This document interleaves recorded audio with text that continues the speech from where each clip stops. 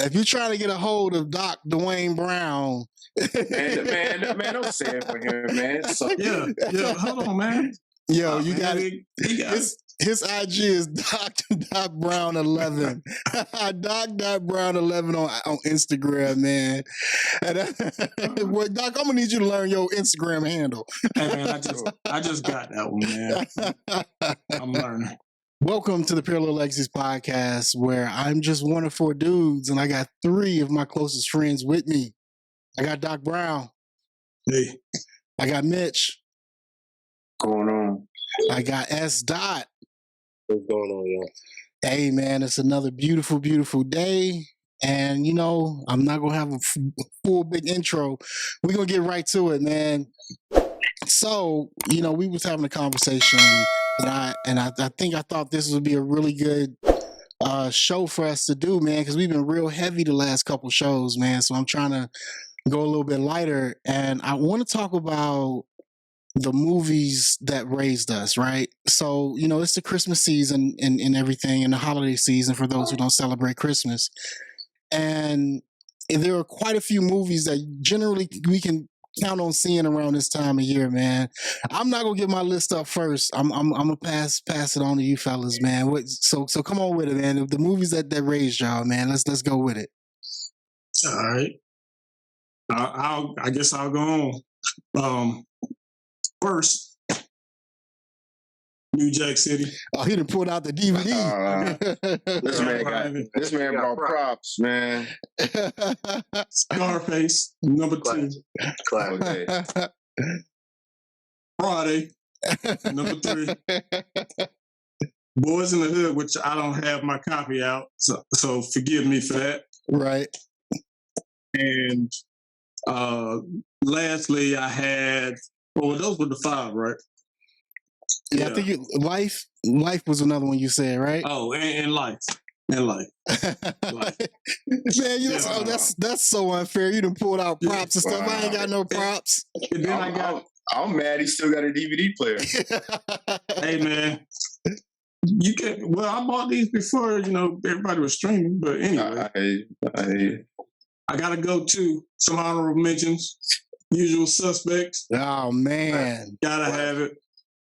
Dead Presidents. Oh, man. Real big. And of course, Taken. Those are my guys. Well, that's like 8, man. And Doc always the overachiever, ain't he? I am, man. I thought about this. I did. I put some thought into it. For sure. Mitch, what you got, fella? What you got? First of all, I don't have anything to hold up and be like, look what I got. You know what I mean? Like, this dude here, bro. Always. But I got Coming to America, man. The Color Purple, Lean On Me, Do the Right Thing, and then I'm gonna jump on one that Doctor already mentioned, which is New Jack City. But I have a couple honorable mentions too, man. I got School Days, Harlem Nights, and then I'm gonna take y'all back. I didn't mention this before, man, but this right here is one of my favorite ones, man. It's gonna be Crush Groove, man. Crush Groove is one of those ones that I watch, you know, growing up quite often, man. So those are mine. Some honorable mention ones, and then we'll get into it a little bit later. Boy, Doc's still pulling out movies, man. I see you, man. Still pulling out movies. Hey, man, I was waiting for the Betamax or something, bro. You know what I'm saying? I was waiting for VHS, bro. I thought he was about to roll the card out like a substitute teacher, man. Bro, you don't know. I thought about it. I was trying to find some Betamax movies. Right? That's not what you got, homie. All right, man. Of course, I'm going to start off, man, because it is the holiday season. Every year, man, around this time, man, growing up in New York, man, one of the movies that you could bet your life on that you was going to see, man, was Barry Gordy's The Last Dragon. So show. You know what I'm saying? Purple Rain. Yep. Take it back to my teenage years with Belly. Casino. Have Plenty. And my honorable mention was Love Jones. Yo, that's dope. That's dope. Well, S. Dot, man, you done stole 2 of mine, man. I think it's a big city thing, man, because Barry Gordy's The Last Dragon is also my number 1, closely followed by Purple Rain. But then I'm gonna go off the beaten path a little bit, man. I'm gonna talk a little bit about the 1978 Superman. Like that's one of mine for sure. Then Enter the Dragon was another one that man I could sit and watch over and over again. Mo Better Blues was another one, man. Like I love that movie, Mo Better Blues, man. And then I got a couple honorable mentions, man. I'm gonna say one, and the second one, y'all better not laugh at me. But the first one is Weird Science, man. I used to love Weird Science, man. Like that was another one that I grew up on. And then this last one, man, y'all better not laugh at me when I say it, though, man. Blackula. I'm laughing, bro. I ain't gonna laugh at you, man. Blackula, man. I'm gonna say this about Blackula, and then we definitely got to jump into Doc's first one, New Jack City. But Blackula for me made me believe that I could be a vampire in a movie, man. Real talk, man. Like, and I didn't thought about this extensively, right? So every vampire movie, they got the song where you see the girl and she's the reincarnation of his wife from thousands of years ago. So that song for me was Sade's "No Ordinary Love," right? When I see her and I walk up to her and I give her my vampire lingo, you know what I mean? I ain't gonna put it on there. I ain't gonna tell y'all my vampire lingo. And then, please don't. And then like the next one, right? Because every vampire movie, he get the girl, and then it's a song that plays when you get the girl, and that song for me was "Moments in Love" by Art of Noise, man. Like I'm telling you, man, I put a lot of thought into that, man. I still want to be a vampire. So if somebody watching this, but I want to be the vampire, not the one that get killed in like the first 5 minutes of the movie. I want to be the vampire.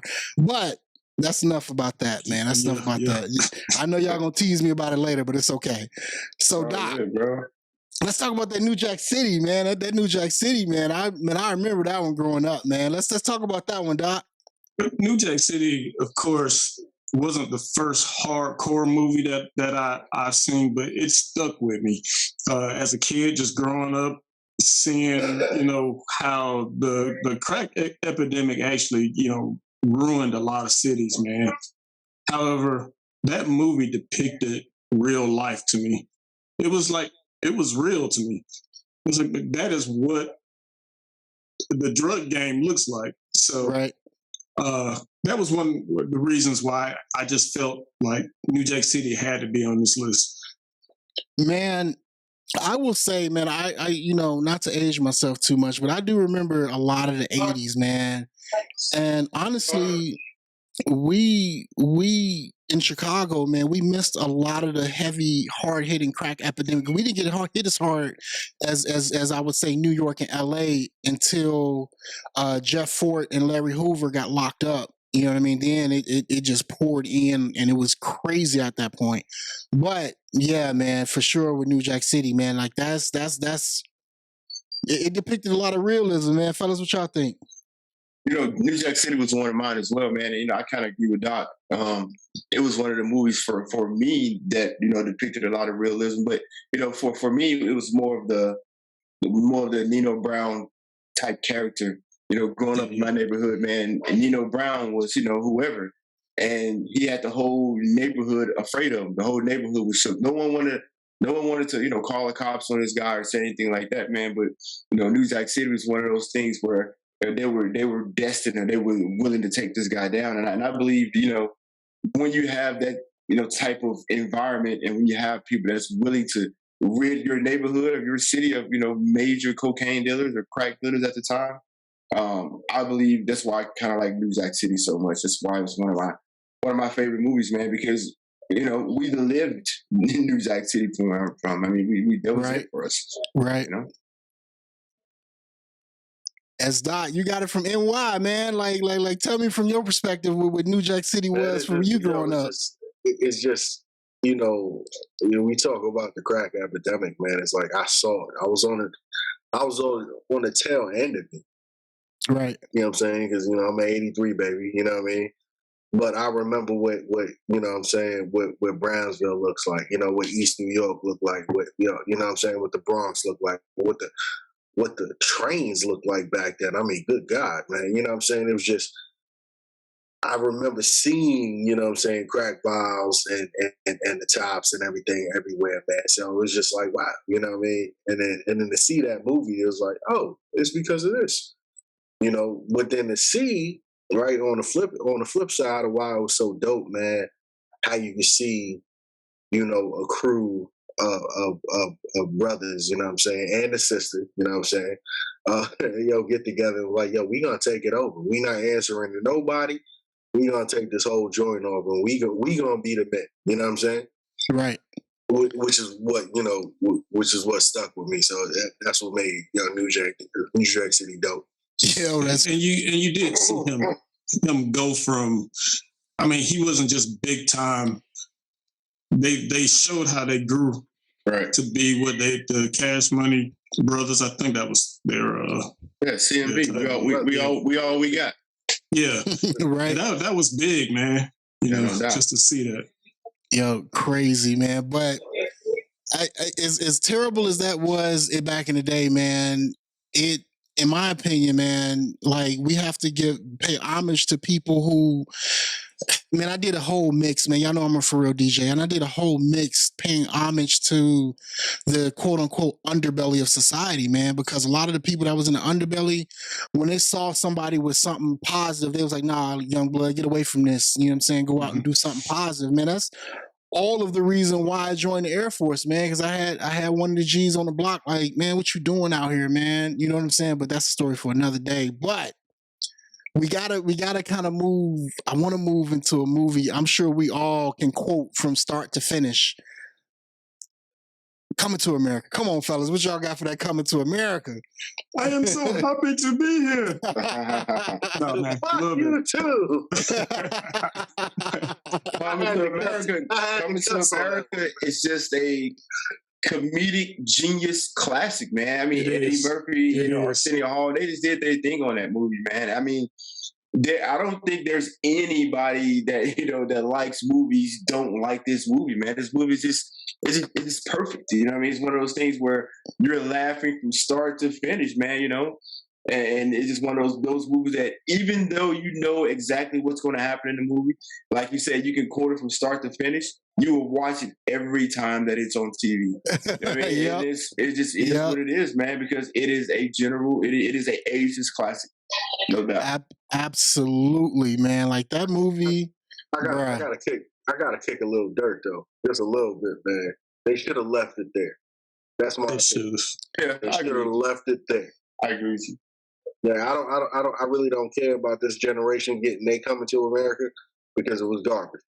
It's what it is. They should have left it where it was. It wasn't that good. I'm gonna leave that there. I'm sorry.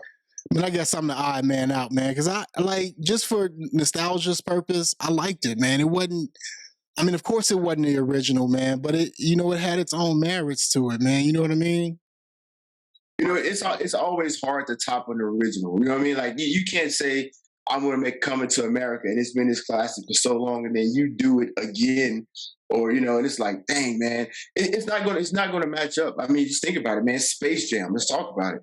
You know what I mean? Michael Jordan came through, bro. The original one that we all saw, man. To me, another timeless classic. One of the movies that you will never forget.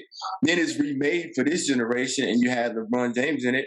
Before the movie came out, we were already looking at it a different way. Like, I don't know how it's going to be. Because, we always look at it. They can never remake that. You know what I mean? So, right. I don't know, man. Still haven't seen. I refuse to see. I mean, in all reality, you're not really missing a whole lot, but I know. Man. S-Dot, man, we got two movies that we share, so I ain't gonna talk about those just yet. I want to talk about Belly. Tell me about Belly, S-Dot. Tell me about that one, boy. I would like, hold on. My favorite scene in Belly is the opening scene when they got the contact scene and stuff, and they walk in through the black light with the white on. Bruh, I was hooked from that moment forward, and I had to watch the rest of the movie. So man, you of course you got to pay homage, man, to Hype Williams, man. Because he produced the movie. You know what I'm saying? I looked at Belly, man. It's like hour and a half long music video, man, because that's just what it was, man. I mean, you had Right. glitz, the glamour. You had the slow motion, everything. You know what I'm saying? You had your gunplay. You had your beautiful women. I mean, it was just dope, man. You know what I'm saying? The soundtrack was like that too.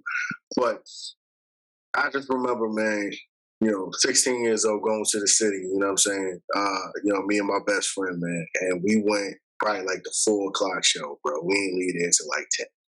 You know what I'm saying? 'Cause we got Right? out, man, got another ticket. You know what I'm saying? Got out, got another ticket, and just watched Man, it you know over and you over ain't and getting over. another ticket. You just You know went what I'm back saying? in. Hey, man. Hey. Hey man, Anyway, Belly is an amazing movie, man. Yeah. Belly's dope. Bro. The only thing that I don't like about the movie, man, with Nas, is I'm moving to Africa, man. Africa is beautiful. I didn't like that part. But Hey, you know what? At the time, though, right, I didn't know it was corny. At 38, I'm like, what was this? Here we go again. You know what I'm saying? I mean, it was like, Right. X played that, rest in peace. You know what I'm saying? He played that just evil role so well. You know what I'm saying? It's like, this dude trying to get his life right. You know what I'm saying? Talking all this, let's go back to Africa crap. Nigga, shorty can't eat no books, dog. You know what I'm saying? It was perfect. No doubt. Put It was dope. both of them together, man. And of course, my man, what's the dude name in Menace to Society? Old Kane sitting on the corner, man, eating a banana. I don't like that shit. I don't like that shit at all. You know what I'm saying? Bruh, right? Classic, bro. I might have to drop a dime on that, man. How many times we say that? How many times we say that in a month, man? No doubt. You know what I mean? For sure, man. Like, wow. That's some hard hitting actors in that joint too. You just met the man rolling through. I rolled dolo from state to state, stuff like that. I mean, it's a dope movie, man, no doubt. For sure, man. So I'm gonna go off the beaten path a little bit, man. Because if you look at my background right over here, I got a little Superman character right there, man. 1978 Superman, man. Like that one, the editing in that movie, how they put it all together, man. Like I actually believe Christopher Reeves was flying as a kid watching that movie. Like, I still think it's got to be top 5 superhero movies. I know Spidey just came out and Spidey is dope and Batman was dope, but the 1978 Superman was the movie that made me like really like superheroes. Even though I wasn't born when it came out, I got to see it a lot growing up. And like, that was probably that's still probably like my favorite superhero movie that I can just put on and just mindlessly watch it and watch Christopher Reeve fly like he really Clark Kent and Superman. Like that's what that was for me, man. What y'all think about Superman 1978? I'll be honest with you, man. I don't even remember it. Oh my God. I don't remember that one per se. You know what I mean? Like I don't. It's just me. I don't remember. I remember it, and I thought it was really, really good movie. Did it? I don't know if it had the huge impact on me as far as superhero movies, right? Because I mean, okay, this came out after, but I probably saw it before. There was a show called The Greatest American Hero. Yeah, I remember that. That's what I thought of as a superhero, because this dude was just plain, but he could fly. So it was just like, man, that dude's kind of dope, man. So I used to enjoy that. But then watching Superman, and it was one of those things like, man, there's a Superman movie. I got to watch it. So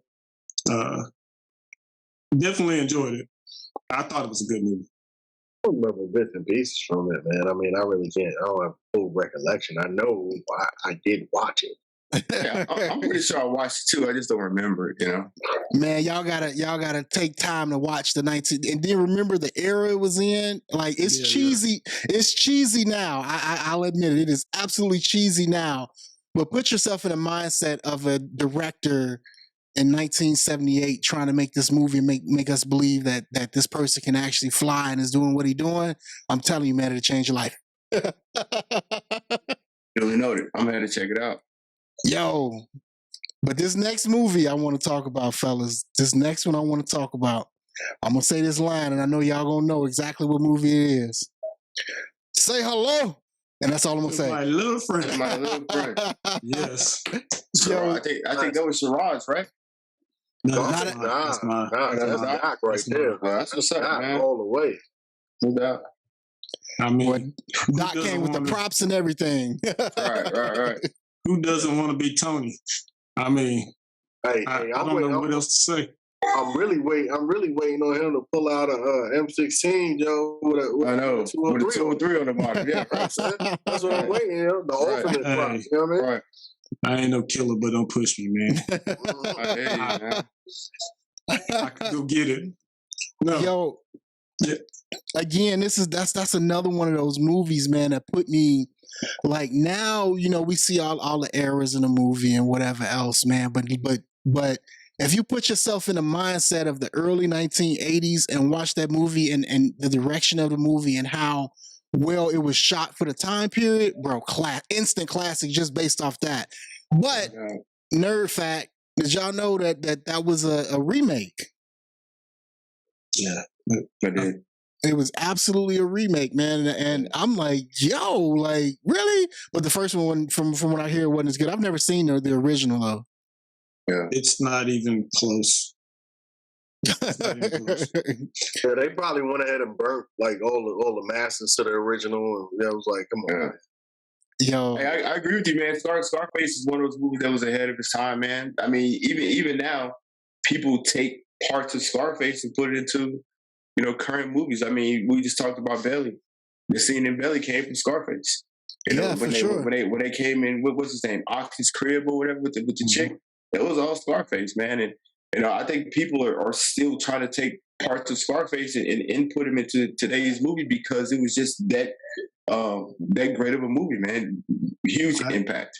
Yeah, sure. I don't think the modern day or even gangster movies would exist without Scarface. Absolutely not. I really don't. That movie, I mean, first of those movies that I watched straight through and not realize it was almost 3 hours long. Like, I was in it, man. So actually, that's what kicked off my mob movie. How I love them. I love mob movies, and that's the top of the list for me. Right. How much more it did, bro. I mean, yo, the slogan, "The world is yours." You know what I'm saying? Yeah. And you see that everywhere. Bro, the intro, you know what I'm saying? I'm like, yo, the soundtrack, man, to that joint is just, classic all on its own, man. You know, because you could just hear just the intro music, man, to set you off. You already know. You know what I'm saying? What movie it is, man. It's dope. I mean, I really felt it, man, when old girl died, man, and he started like going crazy. Yeah. When I first saw that, bro, I thought he was infatuated with his sister, bro. I'm like, bro, because he was, I don't know, he was bro. really protective of it. I don't know. Yeah, but it was maybe more protective to me. It was kind of weird. I didn't see it that way. It was weird, bro. Yo, I mean, go ahead. Having a small sibling, you are really protective. Now, was he like? I mean, it was movie magic, I guess. He was wild. He was obsessed with protecting her. Yeah, but I'm like this, man. I mean, in all actuality, man, this is your right hand, and the dude that been with you, man, since nothing, man, came over to the boat, on a boat with you, helped you start the whole joint. If my sister was gonna have to be with somebody, and she was like, "This is the dude," I'm like, "Well, he's my right hand for a reason." You know what I'm saying? I'm like, I would have no choice but to give my goddamn blessing, bro. I'm not gonna take out my own dude. I don't know, man. Crazy. Man, I think a lot of it had a lot to do with him being coked out too, though. You know what I mean? Oh yeah. Yeah. Cocaine is a hell of a drug, bro. I mean, shit, that motherfucker said it, man. He had to have something to kick off his rage, man. So yeah. I completely get it. Yo, but he still had a heart, man, because the motherfucker refused to blow up the limo because it had the little girl in it. So it's like he still had a heart, bro. Yeah, facts. Yeah, about that part. Yeah, no doubt. Yo, but since we kind of on the mob movie kick right now, let's talk a little bit about Casino. As Doc, that's one of yours, right? Come on, man. If anything, I gotta say, man, even above Goodfellas, man. What is his name, man? It's not Danny DeVito. It's not It's Joe Pesci. Joe Yeah, Pesci. Joe Pesci. Yeah. My God, bro, that was his movie.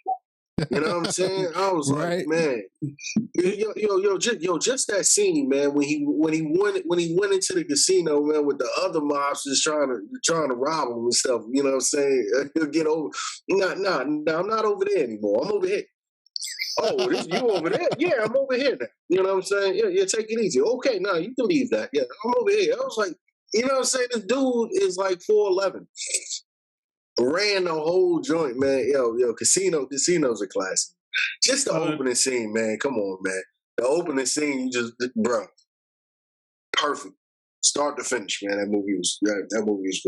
When they beat that dude with the bat, I gotta say that was just brutal. Like, but I was into it. I was like, man, they beat this man with a bat and killed him. They popped the dude's eye out, man. Yeah, that was crazy. That's one of those movies, man. Like, in my opinion, that with The Godfather, I know that's not, nobody mentioned The Godfather, but that with The Godfather 1 and 2, 3, not so much, but 1 and 2, like those are must watch. If you're into like the crime genre of movies, gotta watch Casino. Gotta watch Godfather. Gotta watch Scarface. Like these are like must. You just gotta watch these movies, man. You really do. Fellas, man, Reservoir Dogs. For sure. Yeah. For sure. So I'm Mitch. I'm finna hit you with a twofer, man, because you got two movies that fit so well together that kind of, in my opinion, explain a lot of the Black struggle, man, from two different parts. So let's hit on Lean on Me first. Let's talk about that one first. Again, man, for me, Lean on Me was one of those type things that kind of molded me into the type of person I am. I mean, Lean on Me was, inner city school. They brought in this principal, Mr. Joe Clark. Yeah, they brought him in, man, and basically what he did was, he decided that he wanted to change his whole school around. One individual person decided that he wanted to, influence and affect the lives of these inner city Black teens, man. And I believe that movie kind of hit me so close to home is because in my high school, we had a Joe Clark. We had a guy that came into our high school and tried to change the dynamic of our high school. At that time, you don't really understand. All you think about, man, this dude's a clown. Oh, at that time, you don't really think about what he's trying to do. But as you get older, you don't understand that this guy really came in and he really cared. He really cared about, making sure that we made it out of where we were. He wanted to see a change. He didn't want to see us, be drug dealers or stay in the same stagnant situation that, that we were in. He wanted to see us succeed. And that's what Lean on Me was. That's a movie that I saw. I mean, I lived in a Lean on Me type of environment. That's why I picked it as one of my favorite movies. Yo, for sure. For sure. That movie, I think we all probably could relate that it was probably a Joe Clark in all of our lives. And, shout out to our Joe Clark from College Park, Mr. Hansel Gunn, man. He was Joe Clark with a pencil. He had a big pencil he used to walk around with. And the man did and I can't make this up. He really walked around with a pencil.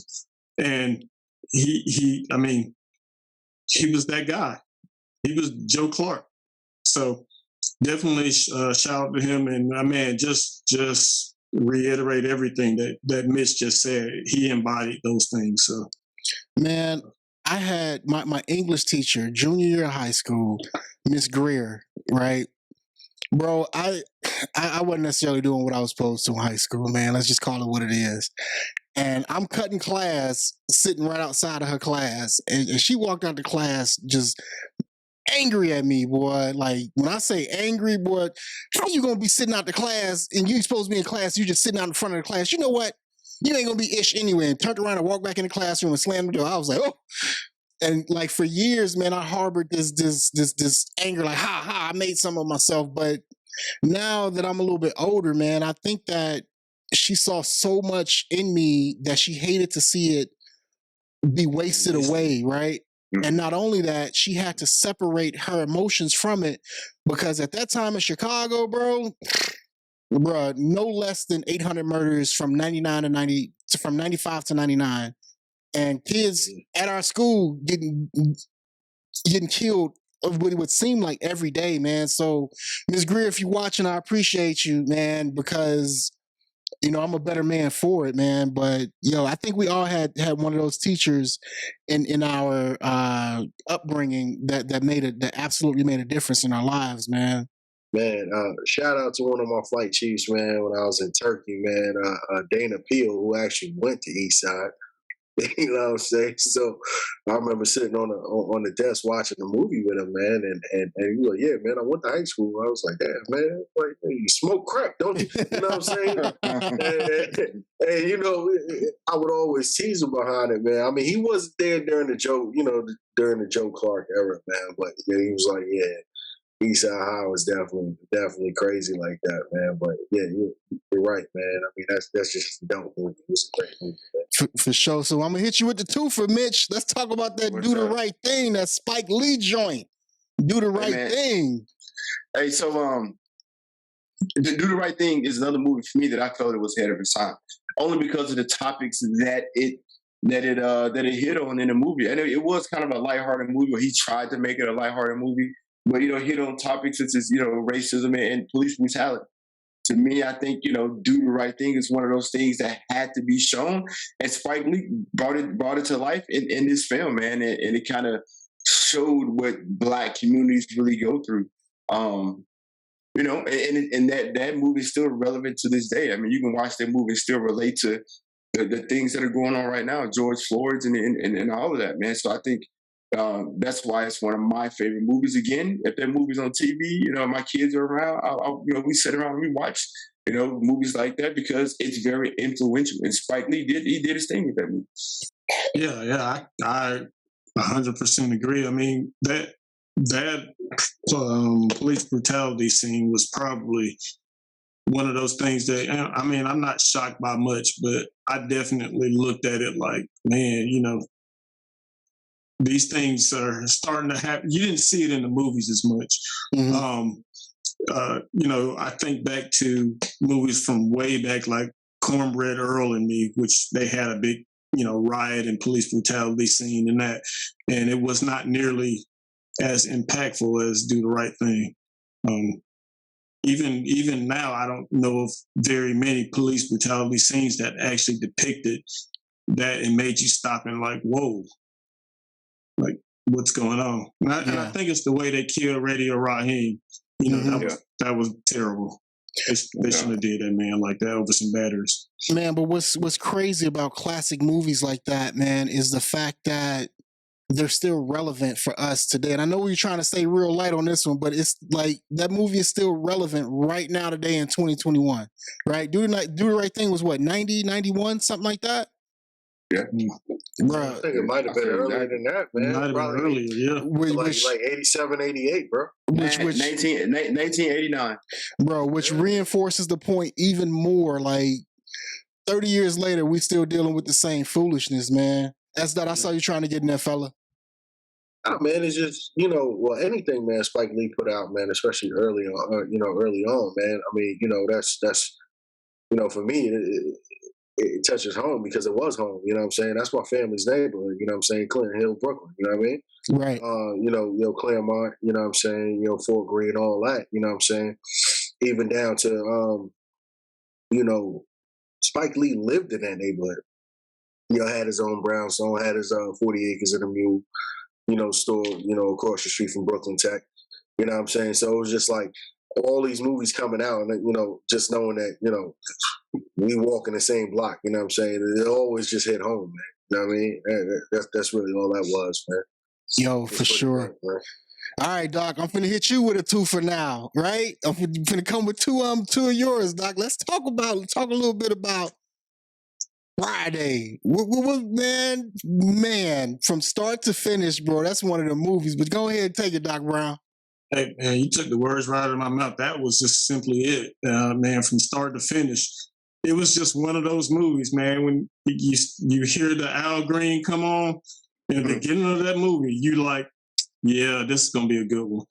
And really, the first time I saw it, I don't know if I thought it was going to be just this great movie, especially not knowing who Chris Tucker was. I was a big Cube fan. I was like, man, I got to see this because Cube's in it. But but man, from start to finish, I mean, I still quote stuff from that movie and crack up. John Witherspoon that was like his best role, I think, in that movie. And I mean, just everything from the beginning, Smokey and Cube's friendship to Big Worm to, everything in that movie just kind of was one big thing, and you put it together, and it's just a great movie.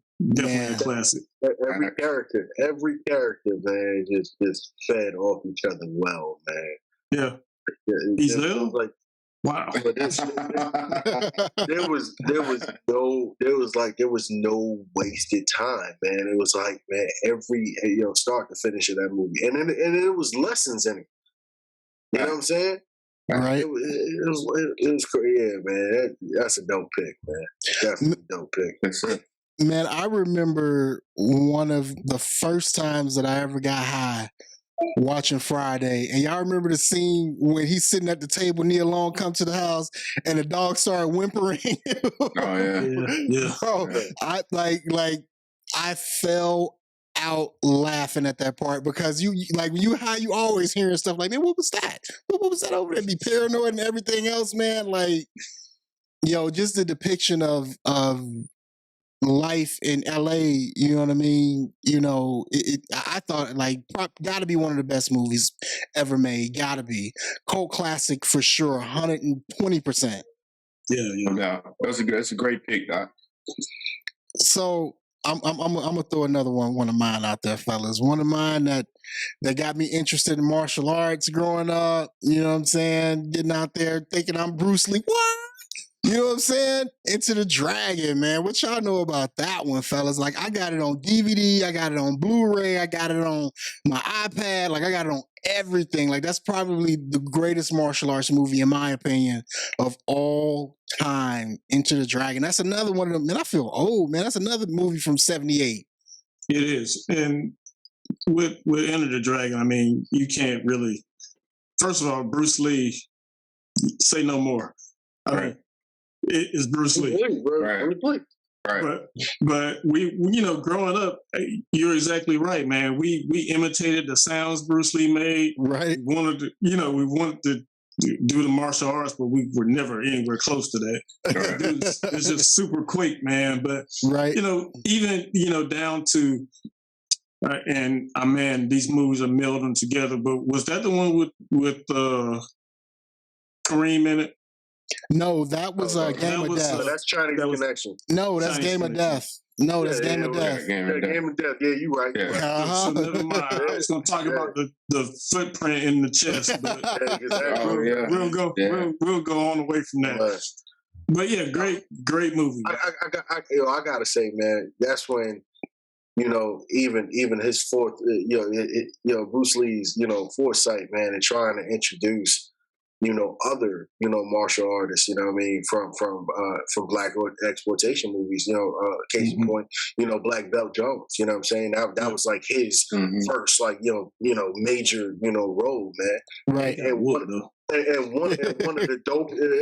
dopest lines ever, man. You come straight out of a comic book, man. You know what I'm saying? One of the dopest lines ever. You know what I'm saying? I'll be too busy looking good. Yo, my favorite set of scenes in that movie was the upgrade scene. Y'all know what I'm talking about?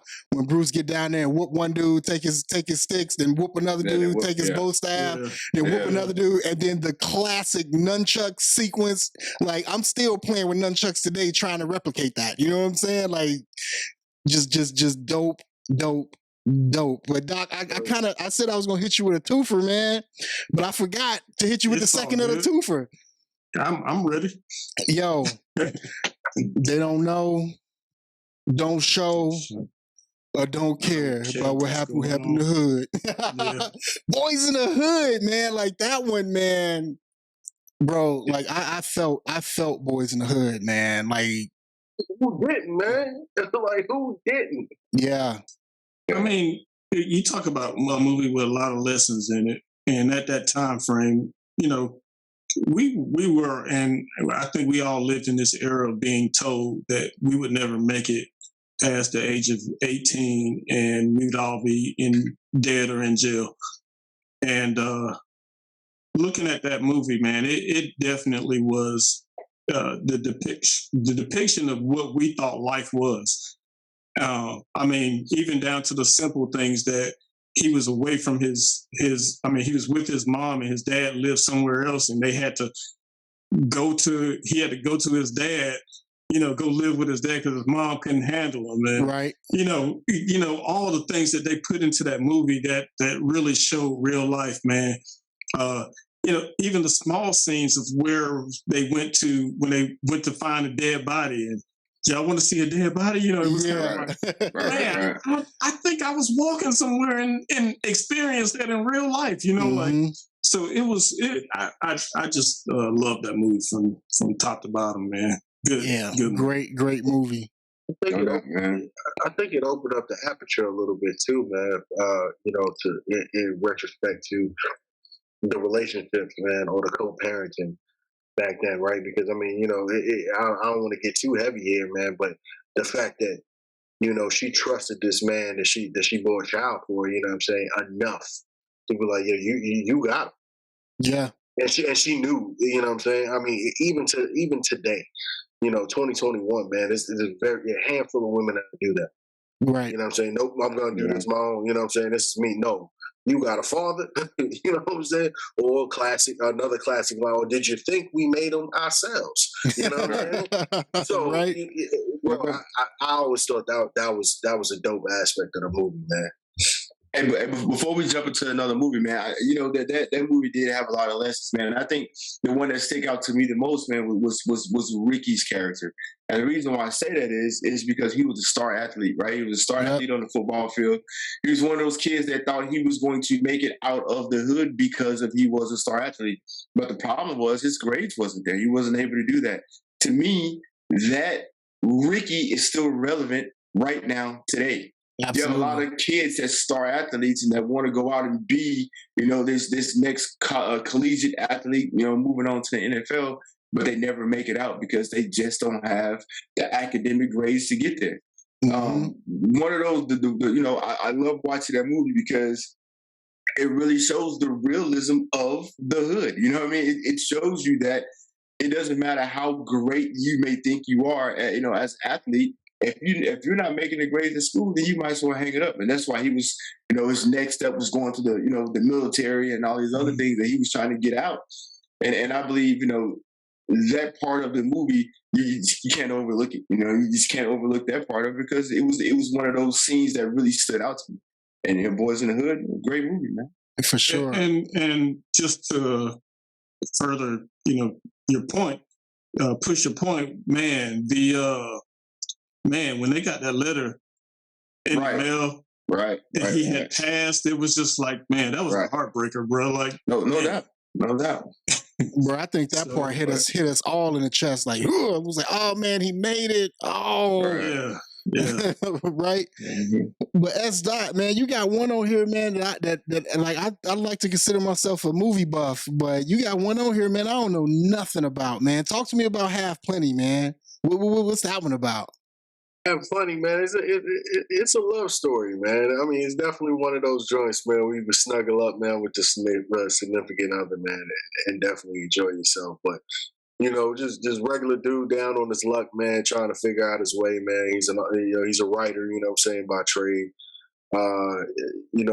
Ends up spending the weekend, with his love interest, man, and she the fly girl, she got everything she wanted, everything in her face, and he's the one that keeps her grounded. You know what I'm saying? Yeah, she can't pull that garbage with her, man, and it's pretty dope, man. And the cool part about the movie is that it's starring nobody. Right. I can tell you, I can give you the cast and be like, who? You know what I mean? And that's probably the dopest part about it. But definitely check it out, man. I mean, HAV, plenty. it's really a good movie, man. Man, I'm gonna have to check that out, man. I'm gonna have to find that one and check it out, man, because I know you're a movie buff too, so I'm gonna have to go check it out. But fellas, I'm gonna hit me an S dot with a twofer, man, since we got two of the same movies, and I want to start with Purple Rain, man. Like, let me tell you a little bit about Purple Rain, man.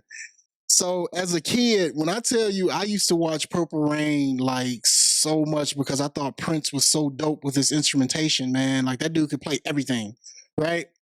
But then as an adult, I watched the movie and I had to call my mama like, Mom, you let me watch this movie and they wilding out like this? And she was like, boy, what you mean? I say, Darling Nikki, mama. And she go, well, you wasn't paying attention. You ain't no way because, man, that was rough, bro. Like, wow. Like watching it as an adult, I'm like, should I let my kids watch this movie? You know what I'm saying? I mean, my kids are like kind of like whatever, but yo. But that part even made that song, like you really thought about that song after that too, man, because you're like, man, dang, Chris was kind of like, that was a dark song, man. So yeah, you kind of was like, man, dang, I didn't realize really what he was singing about. Man, you talking about Darling Nikki, man, the beautiful ones, man. Yeah. I was just like, bro, I can listen to that song. It don't matter. It don't matter where. I might even sing. I'll be in the middle of the road, so I don't care. You know what I'm saying? Because Prince was just, he was just that dude to me. You know what I'm saying? Everybody, he walking around, man, high heels, man, tight pants, man, ruffles on the shirt. I didn't care. Prince was always dope to me, man. So, self-taught musician. I mean, taught himself how to play everything. You know what I mean? And the type of stuff that he put out there. That movie, man, start to finish, man, it's just great, bro. I mean, confession, I just wanted to see Apollonia. I think for me, man, Purple Rain, that was a movie that I really didn't get into until later on in life. When I was young, I really didn't understand it. I didn't really understand what was going on, and I'm be, completely 100% transparent, man. I really wasn't a big Prince fan growing up. I just didn't, wasn't into his music. Not until I became, I got older. Maybe because of what Sharod just said, man, because of the way he dressed and walked around with his butt cheeks out, man. I just went with it. You know what I mean? But now that I'm older, man, Prince to me is a musical genius, man. Like the things absolutely. The things that he did, but it took me a while to get that understanding. So, when I watched Purple Rain as a kid, it was like, what is this? The only thing I liked was a motorcycle. You know what I mean? Other than that, I really didn't like the movie at all. But, once I got older and I watched it, and I was like, this movie is really dope. But, this is my take on Purple Rain. And fellas, I got another nerd fact about Purple Rain. It was supposed to have been Vanity playing the role of Apollonia in Purple Rain. And at the last minute, I guess Vanity didn't want to be a part of the movie. So he ended up changing the name of the group from Vanity 6 to Apollonia 6, and then put together Purple Rain with Apollonia in it, which is a perfect segue to probably my favorite movie of all time, period, matched up against anything you can say, which is Barry Gordy's The Last Dragon. Fellas, I got to take a little bit of the lead on this and tell y'all what that movie meant to me. So the way I look at Barry Gordy's The Last Dragon, man, is that it's this immensely talented kid that's kind of, the odd man out, kind of the oddball because of how talented he is, right? This dude catching arrows at the beginning of the movie and don't know how he caught it, you know what I mean? And for me, man, like I was always that extremely talented kid. Like it's not much, not to pat myself on the back, but it's not much that is foreign to me. I'll put it that way, right? I can sing, I play 7 instruments. You know what I mean? I was in karate growing up. You know what I mean? So it's a lot that I'm capable of doing, but I always felt like an outcast, man. And like whenever I was at my lowest or at my saddest, I would watch The Last Dragon, man. And then like at the end of the movie, when he finally started believing in himself, right? And then that's when he got the glow, was when he believed in himself, because his master told him at the beginning of the movie, you looked everywhere else except for one place, and there you will find the master. And that, to me, like, bro, I watched that movie right now today. I'm probably gonna watch it after we're done recording. That's how much I love that movie, man. What y'all got for that, man? Hey, there's a link between the Globe, man. The Globe from The Last Dragon and Soul Glow from Coming to America. No, really, man. I gotta say this first. I just wanted to see Vanity. After that, I'll say this, man. We the Last Dragon. I'm kind of like Mitch on the Purple Rain front. I watched that movie several times, and I didn't have a real connection to it. It's like The Last Dragon is coming on again. I watch it because it's on, and there wasn't a lot of black movies that came on back then. So, right. So I did watch it quite a few times. They had a lot of good one-liners in that movie as well. I didn't think the movie was directed that great. Mm-hmm. However, I mean, you gotta give props to, if you haven't seen Last Dragon, everybody knows Show Enough. They know about the Glow, and they know this karate dude caught a bullet with his teeth. that makes the movie to me. So, really, really, it's a good movie to me now versus back then. And Vanity. And don't forget about Vanity. Yeah, exactly.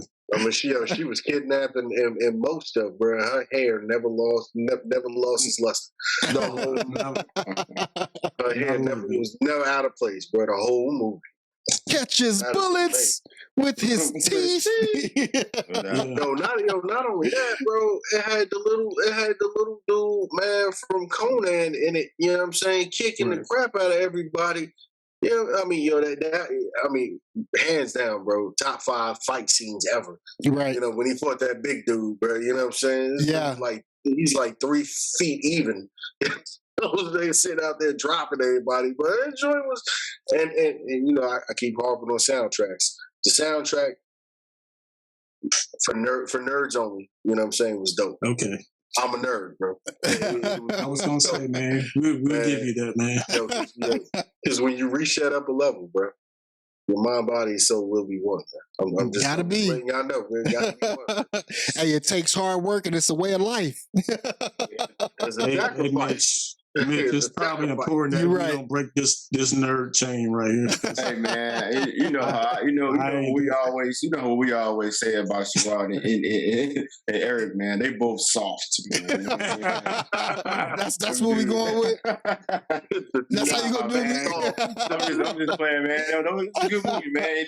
And for all the reasons that you say you like the movie, man, it's understandable. No question about it. Yeah. Right. Man, we fellas, we've been at it for a little while, man. I mean, I still got a bunch of good movies, man, that I really want to touch on, man. Before if we don't talk about no other movie, we gotta talk about Love Jones, bro. We gotta talk about Love Jones. Oh man, bro. We gotta talk about Love Jones. Love Jones, bro. Oh my gotta talk about Love Jones. I think there was an S-Dot movie, right? Yeah, that's his honorable mention, man. We gotta talk about Love Jones. Look, man, I put it like this, and I put it to any of our listeners, man, especially the young ones. Yeah, you want to increase your chance of closing the deal at the end of the night? Put on Love Jones. I'll throw that over to somebody else. Man. You know what I'm saying? Man, Love Jones is what really got me into poetry, man. Because, as we all know, my line name is Poet, but it's not just a line name, man. I'm actually a writer, and it watching that movie really helped me with double and triple entendres when I'm writing poetry, right?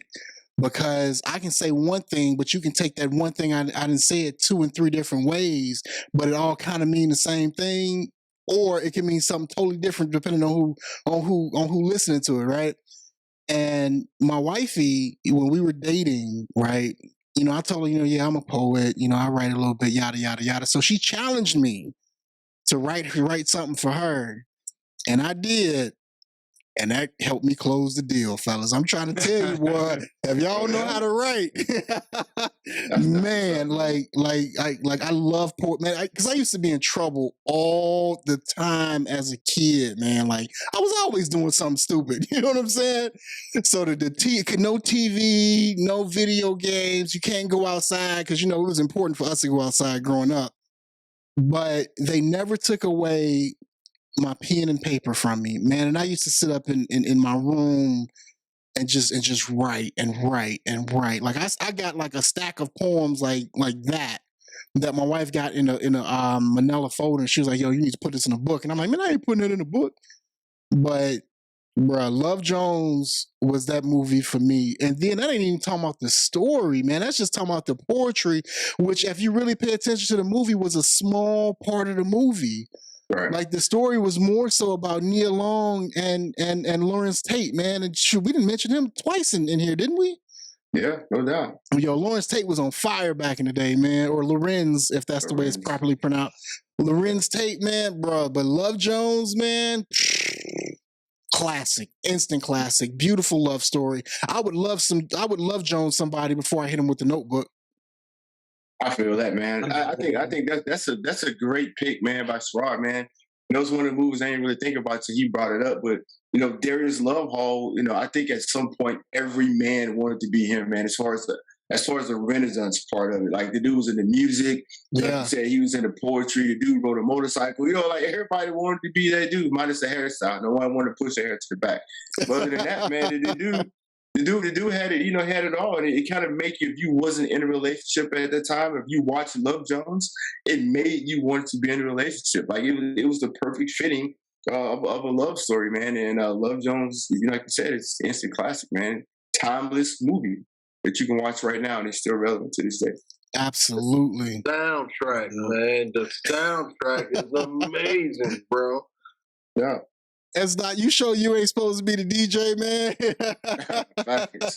hey, man. Now I done fell off a little bit, man, just because I can't listen to this garbage and put it out. I mean, we already had a show about it. You know what I'm saying? Right. You know what I'm saying? But I mean, I know my music. You know what I'm saying? From the time that I stopped, which is probably like early 2000s, man, going back where I know music, man. You know what I mean? Man. I'm gonna leave it right there. Doc laughing at you, man. Hey, man, Doc laugh all he want, man. I'm gonna disagree with whatever come out of his mouth. What it is, bro. I disagree with you wholeheartedly. But fellas, man, I think this was a wonderful show. And we touched on a lot of movies, but I'm looking at the list, man. I done left a couple of them on the table. Yeah. Dead Prez, Usual Suspects, Taken, Harlem Nights, Crush Groove. Man, we probably gonna have to do a part 2. We probably gonna have to do a part 2 to this, and then we got to come up with some more movies plus our honorable mentions, man. What y'all think about that? I agree, man. That's in the order, man. We got to do. Nobody said Fresh, bro. That's because nobody want to watch Fresh. Fresh was dope, bro. Fresh was all right. Fresh was dope, man. Fresh is all right. All right. Yo, and then it's a movie we quote to each other all the time that nobody even mentioned, man. Y'all know what movie I'm talking about. What you talking about, man? We quote everything. We do. We do quote everything. All right, man. Paid in Full. Ain't nobody even mentioned Paid in Full. Oh, no doubt. Oh, man, no doubt. You tough, right? You tough, right? Oh, man, come on. Yeah, but we forgot about that. Yeah, we definitely got to do a part 2, man, because we didn't even talk about the movie that I love and hate at the same time, man. Dead Presidents.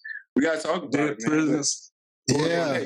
Next time, man. Next episode. For sure. Next episode, fellas. So y'all know what time it is. So, fellas, and there go Doc shaking his head already. There you go, shaking his head already, man. You know what? Y'all know I love y'all, man. Man, you know. Man, where's his hand at, bro? He's supposed to be like this the whole time, bro. You know what?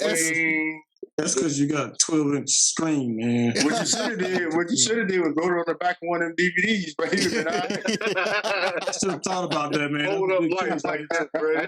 Yeah, I'll remember next time. No, I won't. That's not what you got for the people, man. Hey, well, we definitely appreciate y'all coming out, man, and hanging out with us, man. We getting positive feedback, on the Hedge, but we really need y'all to get into content, like, subscribe, share, everything that we got. Try to get us off the ground, you know what I'm saying? Because we do appreciate it. We enjoy doing it. And if y'all got any questions for me or want to know more, y'all can hit me on any platform, Sharod.lane, because I'm a simple dude. I'll leave it at that. For sure. S. Dot. Mitch, what you got for the people, homie? Hey man, I just want to, S. Dot said it all, man. Just continue to look out for us, man. We love doing the show. And again, if you guys are ever out in the Panhandle area, man, you're looking for a house, man, hit your boy up, man, Safety 21. Also, you can hit me on Instagram at Special Agent P. Other than that, man, I hope you guys enjoy the holidays, man, and the new year that's coming around. For sure. And if you're trying to get a hold of Doc Dwayne Brown, man, don't say it for him, man. So, yeah, hold on, man. Yo, you got it. His IG is Doc.Brown11. Doc.Brown11 on Instagram, man. And, well, Doc, I'm gonna need you to learn your Instagram handle. Hey man, I just got that one, man. I'm learning. And if you on our 12th episode, bro, you just got it. 8 months ago, you just got it. I know, right? And that's for me. I am one half of the Sophisticated Spark podcast. You can find Sophisticated Spark on all major platforms. If you're looking for Sophisticated Spark, you can Google us now. You know what I mean? Because we kind of out there a little bit. And I am 1/4 of the Parallel Legacies podcast with 3 of my closest friends. So if you're trying to get a hold of Parallel Legacy, you can reach us at info.parallellegaciespodcast@gmail.com, or you can find us on Facebook. We're on Facebook. We got our Parallel Legacies group, and we also have our Parallel Legacies podcast on Facebook, where we handle, most of the business for Parallel Legacies. Also, if you're looking for us on IG, we're Parallel Legacies podcast on Instagram, and I still ain't made a TikTok for us yet, but I promise I will. But y'all know the holidays, man. The holidays, But fellas, I think this is a wonderful show. We got to do a part 2. For sure, 100%. And then maybe, next week after Christmas, between New Year's, if y'all got time, maybe we could talk about what we got our kids for Christmas, coupled with the part 2 to the show, man. But I'm sure during our production meeting, we'll talk about it. Fellas, I love you, brothers. Thank you for all that you do. Thank you for being here with me, rocking with your boy. Please remember to like, comment, and subscribe. And that was the Parallel Legacies podcast, and we out. Merry Christmas.